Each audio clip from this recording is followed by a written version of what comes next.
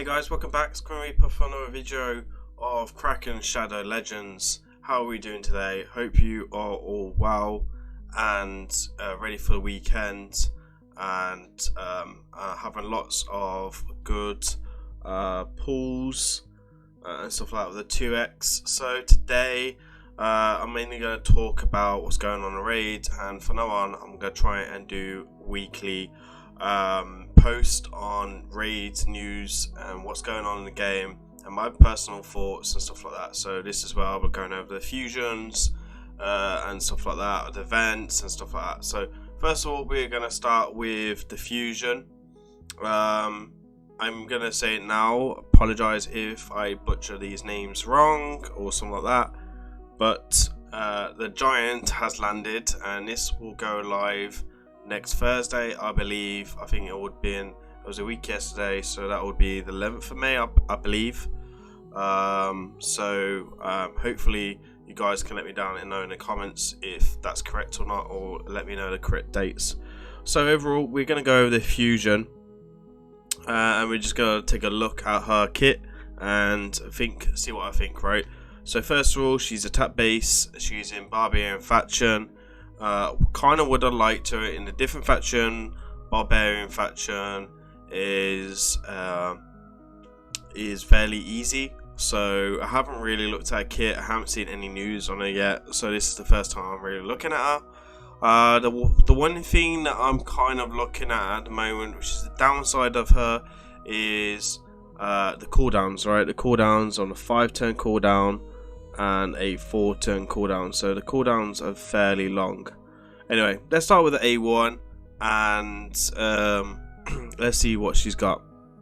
So she'll attack one enemy 2 times. The first hit will place a 30% chance of a stun debuff. I think that goes up to 50 for 1 turn.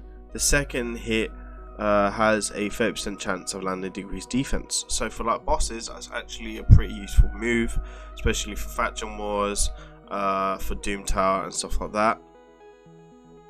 Damage increases as well. Then we have got Baron Breached. She'll attack all enemies, will ignore 20% of each defense. That's pretty good actually, because you know, if you put Savage on her, that will give her another 25. If you put a Crawl on that, that will give her 50. Ignore defense on a 2-hitter, that's very good against Rhodas and many and UDKs and stuff like that. It's also strong affinity as well. So yeah, definitely in the meta right now, UDK.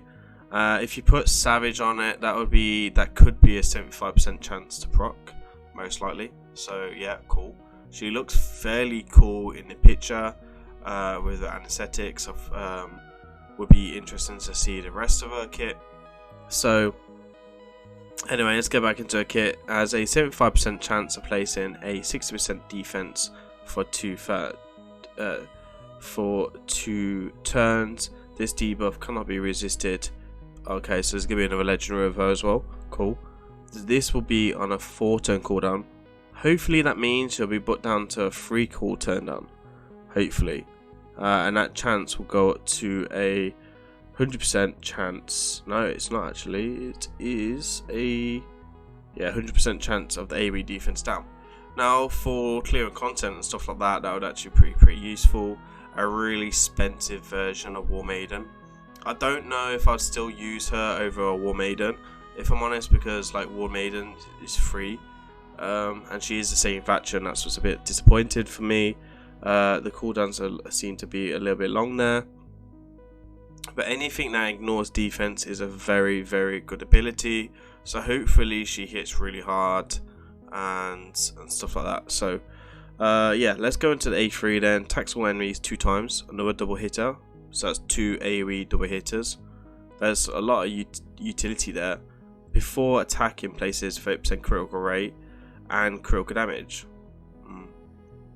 So that means you're going to need to build her with 70% critical rate, and she'll buff herself as well, so that would be really good. You'll stack her attack really high, build her around about 270 critical damage, you break 300 very easily, and then you can stack that attack really, really high. And then it will, for this champion for 2 turns, grants extra turn if this attack kills a enemy. when it's a shame that it need that champion to get the extra turn, but that is very useful. I wonder how good his kit is. I'm not seeing anything on him yet and stuff like that. Will inflict 20% more damage against the target under shields buffs. Will ignore shields buffs if okay, so if he's on a team, that's gonna hit pretty hard. I wonder if that stacks with the mastery shield breaker. Let me know down in the comments if you know if that stacks or not. I'd be very interested to see.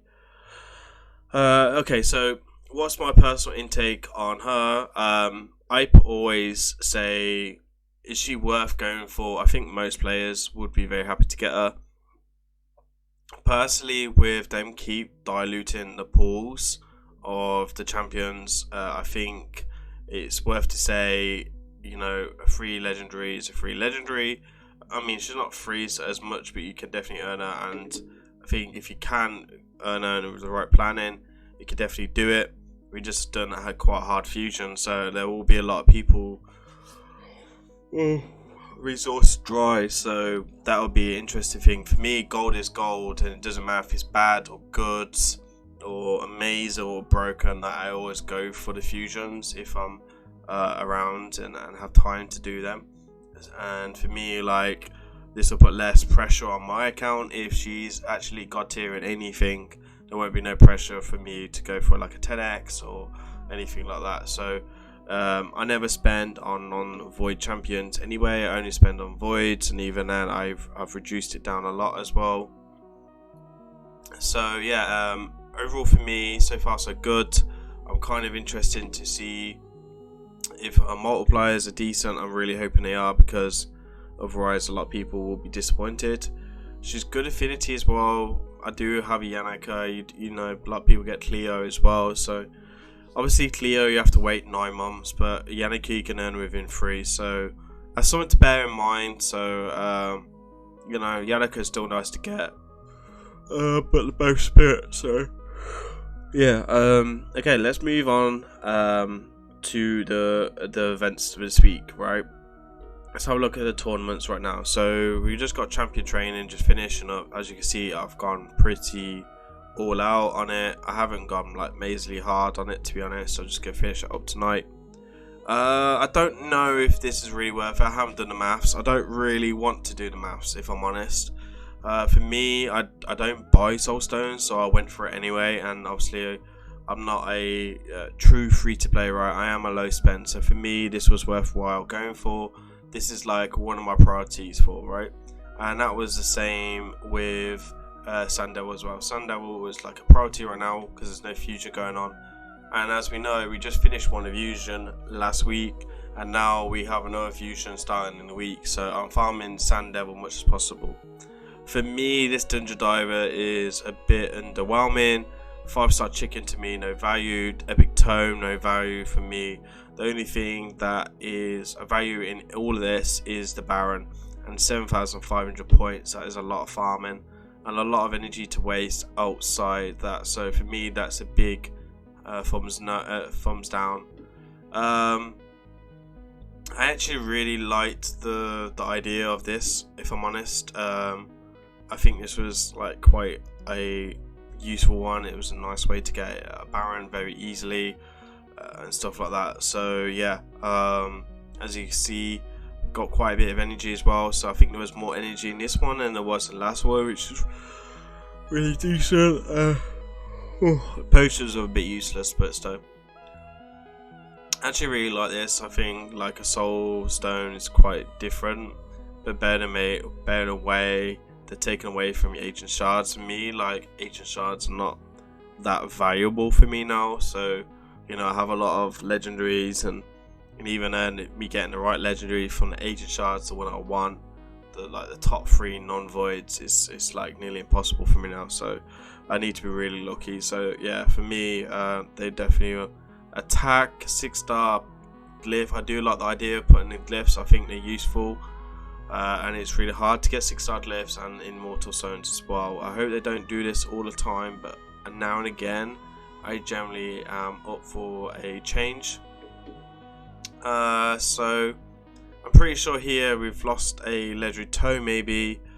I feel like we lost a legendary tome, but we have got a 6-star glyph that's really easy to get.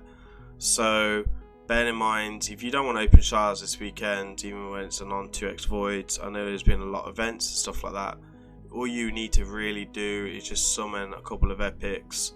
You can actually pick that up for free if you just come in here and fuse 3 Broadmoors together with the rares, and you could do the champion train at the same time and double dip and get that free 6-star glyph, which for me I get like 2 every month, probably maybe every 6 weeks if I'm lucky. So they are really hard to get. Obviously you can't buy them as well, so you know, we used to be able to buy them but now we can't, so that's also something I'll bear in mind. Okay, so let's talk about the juicy one then, and that's gonna be the shard event. So we have a 2x void going on right now, so really good idea to get a lot of epics that you want, and the chances of getting the rares are way less. Still at 83% and 16, and then we have a 1% on a legendary. So if you have 100 voids, you might get a legendary this weekend if you're lucky. If you get past that, you beat the odds. It just really depends. If you get close to your Mercy, I wouldn't be upset because there is a lot of god tier events around lately and stuff like that. Not like I agree with them, but you know, that's something I would bear in mind. For myself, I do have a Leo, and Leo is a great champion, but he is not meta no more. And what I mean by meta, he's still meta in gold 5, maybe even lower in plat, but when you go to the top of plat, he doesn't really do much. He's a great champion, he's a great nuker. I still think he's better than Trunda, etc. And he's probably still like category B. But like if you have a Baron, a Nutcracker, they're just way better. And even Taurus, Rhodus, you know, like they're, and in Harmony as well, like they're like the best 5 nukers. I don't know if I'm missing anyone off the top of my head, but yeah, like for me, I have a Leo already. I love my Leo. And the only time I use Leo is actually in speed teams, and that's because I find the unkillable really useful.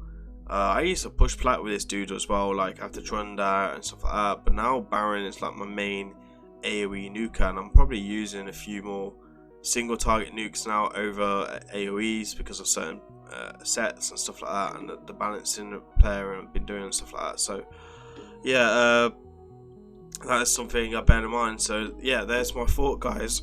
There's my thought on all this. So hopefully you really go like this. I'm going to be opening my shards on Sunday because I don't want another Leo, and I don't want to waste my opportunity of getting one of my top 5 or let's be honest, a top 10 void legendary, which I will go into on Sunday. So keep an eye on the channel if you want to see my personal top 5 or it'll be a top 10 non-void video, and then we will do some shard pulls after that. And yeah, if you want, sorry guys, I actually wanted to go over one last thing, and that was this week's digestion and stuff like that. So I did forget this, and I've just added this in at the end. So live arena progression and stuff like that. So this is the raid digest and stuff like that. If you're not following it already, then you can keep up with it. I personally enjoy live arena, just trying to find time to do it. It's very time consuming, so I'm being very picky and stuff like that. And you guys can go watch my videos and strategies and guides around about here. At the top I will ping a couple at the top. So yeah, it's just going on about live arena and stuff like that, and the strategies. I'm actually personally looking forward to gold because I don't have a lot of meta champions, so if I bring a Duchess, they can't bring a Duchess, actually might give me advantage and stuff like that. So strategies would definitely change hugely. I'm just kind of a little bit disappointed they haven't brought this in silver for the top players, just to even it out a little bit and stuff like that. Big congratulations to Sato, who is a really good friend of us in Sacred Pandas, and also a really big shout out to Bobby or Rats, aka the driver. He's driving a Ferrari. We know how good Bobby's account is.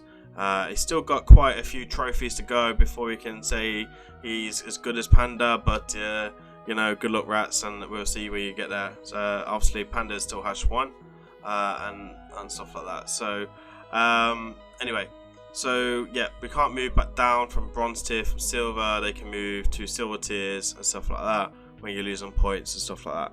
I think you shouldn't really lose points until you get to gold, and I think then a lot of players will drop down and stuff like that, so that will help balance out to gold, and I think this will stop them given the problems of people dropping down in stuff like that. So, and I think this will be a really good way for the low players and a free-to-play spends to kind of just hit that that peak, right? So that's my personal feeling on that. So this week, this May's week tournaments and events, they have been very different. Obviously we've just gone through that, so I'm not going to go through that again.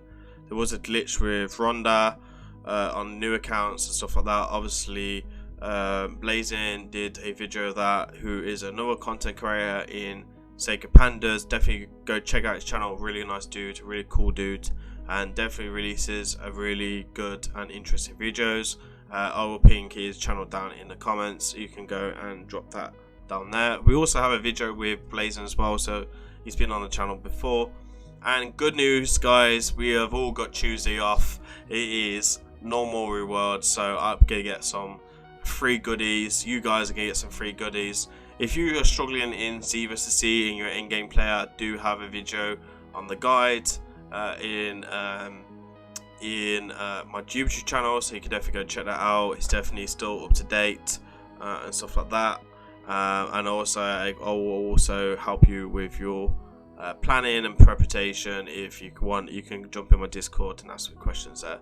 So there we are, guys. That is the end of the video. Thank you very much. Have a great weekend, and if I don't see you now or on the next video, I'll see you on the next one.